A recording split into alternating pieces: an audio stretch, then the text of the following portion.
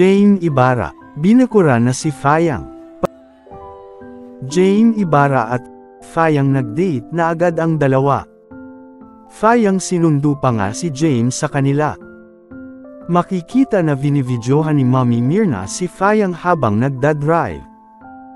Dahil may family date pala ang family ni Fayang at family ni Jane Ibarra. Yinakap pa nga si Fayang ng mami ni Jane. Nagpapalam na ba sa panliligaw si Jane kay Fayang? Kaya nag-date na. Makikita rin na grabe ang titigan ng dalawang ito.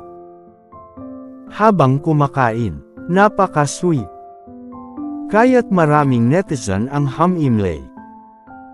Dahil sa sobrang sweet nila, at kinikilig sa tambalang ito. Very sweet sa isa't isa. Nag-date na talaga.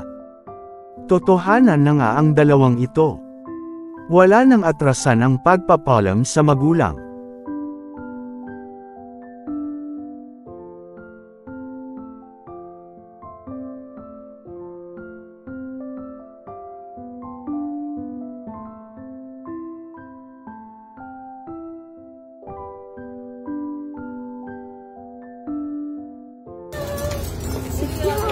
Picture na.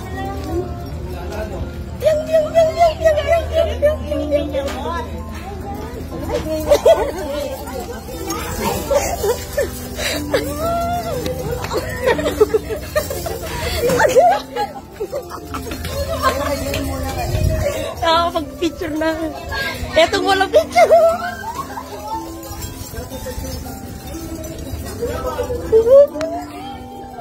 Picture na.